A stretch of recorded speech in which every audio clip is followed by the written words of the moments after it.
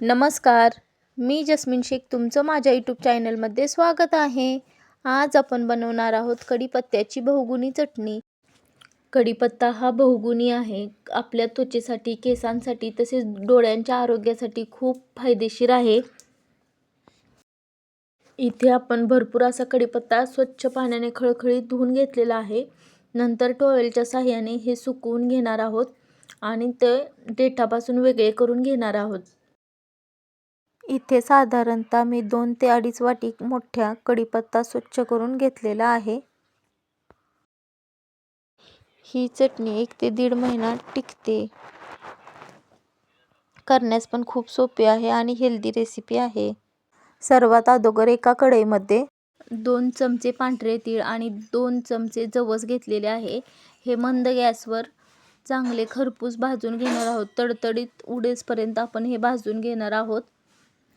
तुम्हाला दिसत आहे आता हे कसे तडतडीत उडत आहे. अशा प्रकारे आपण हे आता काढून घेऊया. त्यानंतर त्याच कढईत थोडंसं तेल घालून डिंक, हे 2 ते 3 चमचे डिंक आहे ते तळून घेणार आहोत.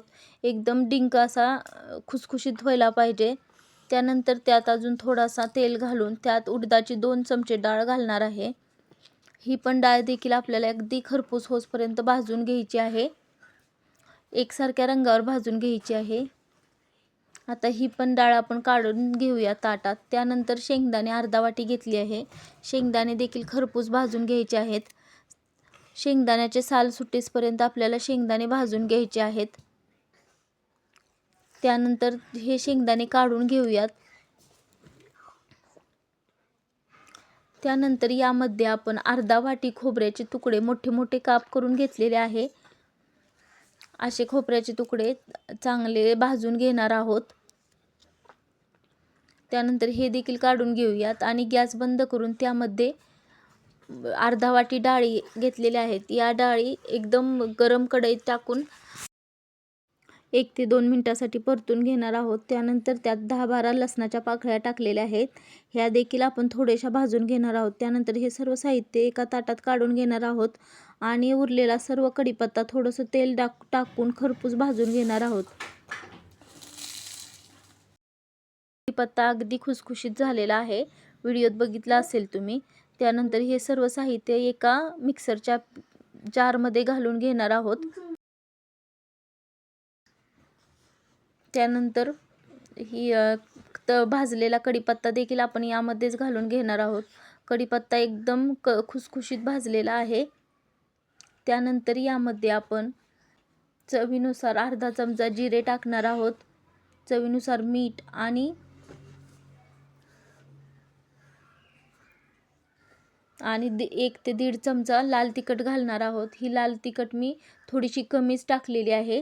आपण आपल्या आवडीनुसार साहित्य टाकू शकतो. तिखट आणि मीठ आपल्या आवडीनुसार टाकावे. त्यानंतर आपण यामध्ये चिंचेचे 2 ते 3 बुटके टाकणार आहोत. चिंच टाकल्यामुळे चटणीचा टेक्स्चरच चेंज होते. खूप छान लागते अशी चटणी. एकदा नक्की ट्राय करा. त्यानंतर आपण पल्स मोडवर थोडं थोडं करून मिक्सरच्या जारमध्ये हे सगळं बारीक करून घेणार आहोत. आपल्याला हे थोडंसं असं जाडसरच ठेवायचं आहे. अगदी बारीक नको आहे. ही अशा प्रकारे आपण जाडसर अशी चटणी तयार करून घेतलेली आहे. टेक्स्चर तुम्ही बघू शकता, थोडंसं जाडसर आहे. खूप बारीक न करता थोडंसं रवाळ असं ठेवायचं आहे. अशा प्रकारे आपण पौष्टिक चटणी तयार करू शकतो. ही चटणी वरण भातासोबत, भाकरीसोबत तसेच तेल तिखट घालून देखील खूप छान लागते. भाकरीसोबत तर अतिशय छान लागते ही चटणी. तसेच गरम गरम चपातीसोबत ही बरी छान लागते ही चटणी. त्यानंतर डोश्याबरोबर, दह्याबरोबर देखील ही चटणी आपण खाऊ शकतो. अशा प्रकारे चटणी केली की खूप छान वाटतं. कोणत्याही भाजीची गरज न लागता अगदी पोटभरीसाठी ही चटणी रेडी होते. आणि अशा प्रकारे चटणी आपल्या आहारात असायला हवे. आपल्या शरीरातील काही कमतरता असल्यास ती भरून काढण्याचे काम ही चटणी करते. यामध्ये खूप सारे वस्तू अशा आहेत की ज्यामुळे आपल्या आरोग्यासाठी फायदा होतो. व्हिडिओ कसा वाटला नक्की सांगा. आवडल्यास लाईक, शेअर, सबस्क्राईब. धन्यवाद.